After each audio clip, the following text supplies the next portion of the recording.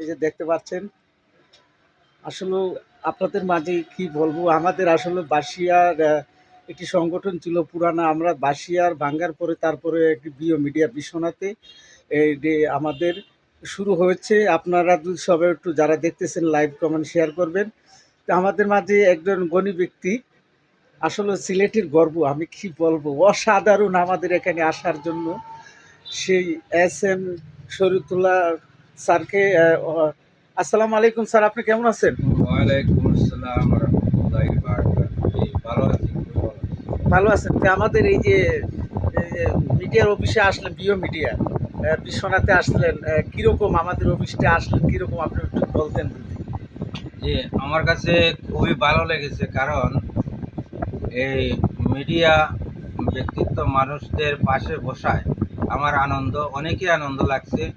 আমি মনে করি যে নাট্য জগতের মানুষেরা, মিডিয়া জগতের মানুষেরা তাদের ব্যক্তিত্ব দিয়ে, অভিনয় দিয়ে একটি সমাজকে পাল্টে দিতে পারে, সেটা আমি বিশ্বাস করি। আমি অনুরোধ জানাবো, এই জগতে যারা আছেন, আপনারা আপনাদের কাজ চালিয়ে যান, যাতে দেশ ও দেশের এবং মানুষের কাজে লাগে, মানুষের মধ্যে পরিবর্তন ঘটে। আমি তাই প্রত্যাশা করি। ধন্যবাদ। অনেক অনেক ধন্যবাদ আপনাকে, অনেক অনেক ধন্যবাদ। আসলে আমাদের এই বিশ্বনাথে সংগঠন, এটি একটি পুরনো সংগঠন। যারা এখানে যারা নাটক করতেছে, এরা বহুদিন ধরে 25-26 বছর ধরে এই নাটকের সাথে, তারা সাংস্কৃতিকের সাথে জড়িত।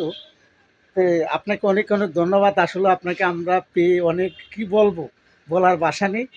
তো আপনাকে অনেক ধন্যবাদ। এখানে অনেকেই রয়েছেন, আমাদের সদস্য রয়েছেন, সবাই রয়েছেন। অনেক অনেক ধন্যবাদ। চলে আসলাম। ফজল ভাইও রয়েছেন।